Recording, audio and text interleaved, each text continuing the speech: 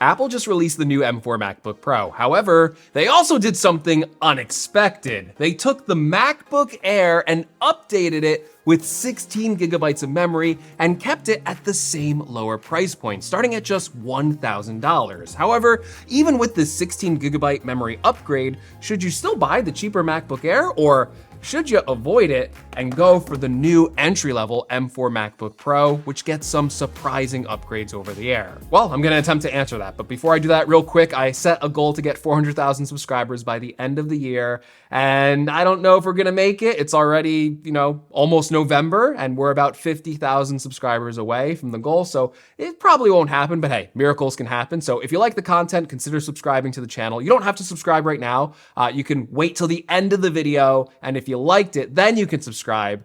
Just don't forget though, right? Appreciate you guys always giving me all the support, right? And I appreciate it if you subscribe, but forget about me, right? Let's talk about these new MacBooks and the differences between them. Now, normally I don't like to review products before they're actually out, but we already have the M4 chip inside the iPad Pro, and we already have leaks of benchmarks of that M4 chip inside of the 14-inch MacBook Pro. So I think I can make a fair judgment for this MacBook Pro versus the MacBook Air. And first of all, there is a design difference between the Air and the Pro, and it's easy to talk about now because the design of the M4 MacBook Pro is exactly the same as the last model. That means that it comes with a slightly bigger footprint than the MacBook Air. It is physically larger, it is thicker, and it weighs more at 3.4 pounds. Now, while the MacBook Air isn't that much smaller than the MacBook Pro when you look at it in terms of the physical footprint, it is much thinner than the Pro and it weighs less, making it a more portable choice. Now, one of the weaknesses of the Air is that it does come with less ports. It only gets 2 Thunderbolt USB-C ports, a 3.5mm headphone jack, and a MagSafe charging connector. The M4 MacBook Pro actually extends its lead over the MacBook Air this year even more thanks to an additional Thunderbolt USB-C port, so it now has 3 of them, and it still has an HDMI port, an SD card slot, a 3.5mm headphone jack, and the MagSafe charging port. That is a huge advantage for the Pro, and it means that it's not only easier to have multiple accessories connected to it, but it also means plugging into a TV or using an HDMI monitor or offloading your photos from a camera don't require additional adapters like they would on the Air. Furthermore, another big advantage this year on the M4 MacBook Pro is that you can now finally connect it up to 2 external 6K displays. Now, yes, the M3 MacBook Air can have 2 external displays connected, provided you close the lid. But the M4 MacBook Pro can do that while keeping the lid open, giving you not only a third screen, but also a nice thing about this setup is that you can still use your built-in keyboard and trackpad, whereas with the MacBook Air, you can't, so you would have to make sure you have external ones. There's even more big advantages when it comes to the MacBook Pro display, and this year, it actually gets a pretty significant upgrade. First of all, it has a bigger 14-inch display compared to the Air's 13.6-inch display, and it also gets a 120Hz ProMotion mini LED display, which has higher contrast ratios, deeper black levels, and an HDR-capable display that can get up to 1600 nits of peak brightness, and now you can also get a max full-screen brightness on SDR content of 1000 nits, which is double the brightness of the MacBook Air's display, which will make it much better for outdoor use or use in brighter environments. Furthermore, the MacBook Pro also has a new option for a nano texture display, which will help reduce glares even further, and that should be really impressive when you combo it with that extremely bright display. The MacBook Air display, again, it's still a standard 13.6-inch LCD display running at 60 Hz and 500 nits of brightness, and it has no option for a nano texture display. The MacBook Air also gets a weaker 4-speaker system, while the MacBook Pro gets a better sounding and louder 6-speaker system with a force-canceling woofer for even deeper bass.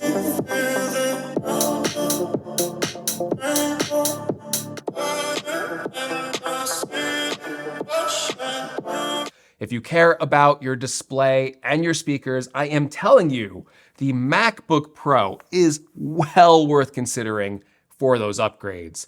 Now, one area where the MacBook Air might actually hold an advantage this year is with its webcam. Now, I say this with a warning because we do not have new M4 MacBook Pros right now. They are not shipping until November 8th, but they do ship with a new center stage webcam, and I have one on my studio display and my iPad, so I think I can kind of judge this fairly.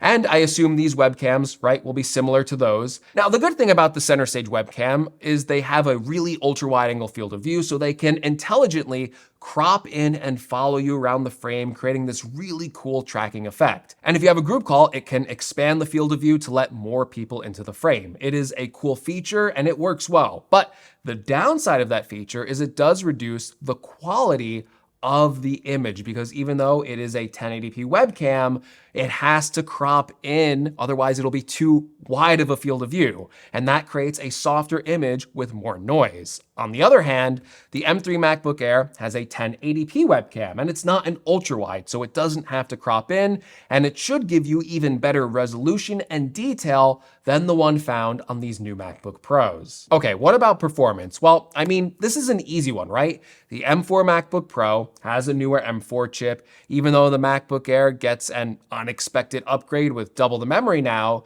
it still does not have the new chip. It's still on the older M3 generation. So by default, the M4 MacBook Pro is going to win in performance. How much better? Well, in raw benchmarks, you can expect a 20% increase in single-core CPU performance, and in multi-core performance, you're looking at a 24% increase.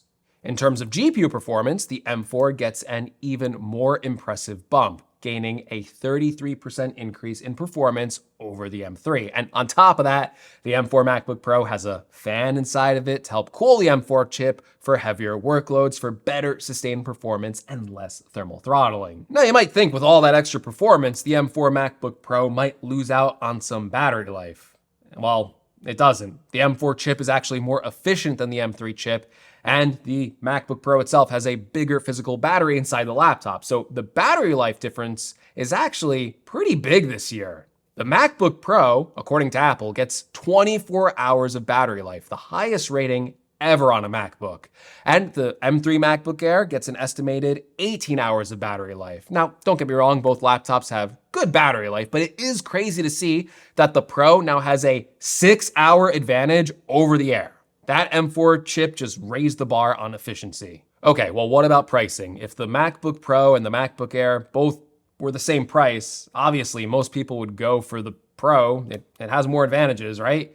But that doesn't make sense because it is more expensive. The MacBook Pro starts at $1,599. It comes with a 512GB SSD and 16GB of memory. The MacBook Air has two different configurations. While I base this video comparison on the M3 Air, which starts at $1,099 with 256GB of storage and 16GB of memory, there's also an older M2 model in the lineup, which starts at $1,000 for that same 256GB of storage and 16GB of memory, with the only difference being it has the older M2 chip. Personally, I would probably spring for the M3 chip at this point, considering you also get a faster SSD. I believe the older M2 models still have the slower SSD on that base model, but hey, I think 256GB of storage is kind of low for most users. I think most people would probably also want to step up to 512GB of storage, and when you do that, the M3 model gets up to $1,300, which is still $300 cheaper than the MacBook Pro. The base model MacBook Air also comes with a weaker M3 chip with an 8-core GPU. If you upgrade to 512GB, you also get the full M3 chip, so I think that's a good model to get. And that's probably the question most people have watching this video right now. Do you still recommend the MacBook Air? Is it still worth it? And I would say that, yeah, at around $1,000 to $1,300, the MacBook Air, it's an amazing value right now. You get a really competent laptop that is going to be great for most users who need to do basic tasks or even some more advanced tasks like video editing, photo editing, coding, right? This is still a perfectly acceptable machine to do those tasks on, even more than before with 16GB memory as standard. I would honestly still recommend this MacBook Air to users who simply cannot afford a $1,600 laptop, or for users that want to save money and just want a good value. However, that doesn't mean the upgrades to the M4 MacBook Pro are not worth it. And I'd say to step up to this model, it is very tempting because you get a lot of upgrades now over the Air, including a